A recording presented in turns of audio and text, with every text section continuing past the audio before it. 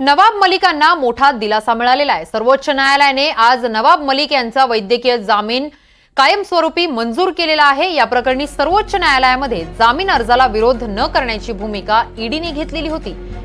सर्वोच्च न्यायालयाने नवाब मलिक यांना मोठा दिलासा दिलेला आहे। आज नवाब मलिक यांचा वैद्यकीय जामीन कायमस्वरूपी मंजूर केलेला आहे। या प्रकरणी सर्वोच्च न्यायालयामध्ये जामीन अर्जाला विरोध न करण्याची भूमिका ईडीने घेतल्याचं समोर आलेलं आहे। त्यामुळे नवाब मलिक यांना मोठा दिलासा मिळाला आहे। या संदर्भात अधिकची माहिती देण्यासाठी आमचे प्रतिनिधी राहुल कुलकर्णी आपल्या सोबत आहेत। राहुल, नवाब मलिकांना मोठा दिलासा मिळालेला आहे आणि सध्या ते अजित पवारांसोबत आहेत।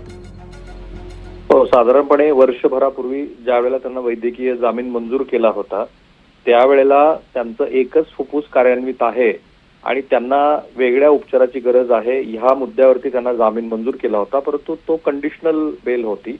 सतत त्याला तुम्हाला वाढवत न्यावं लागतं आणि म्हणून सर्वोच्च न्यायालयामध्ये आज ज्यावेळेला प्रत्यक्षात सुनावणी झाली त्यावेळेला ईडीची भूमिका न्यायालयाने लक्षात घेतली।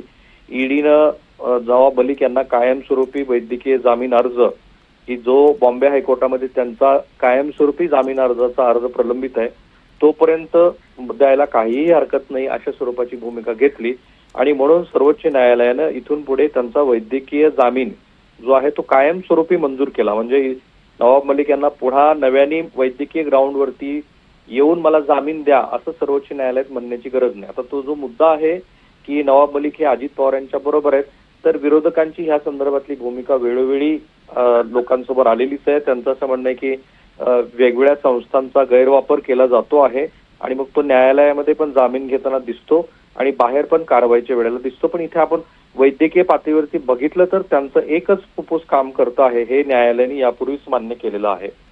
अगदीच धन्यवाद राहुल, तुम्ही दिलेल्या सविस्तर माहितीसाठी।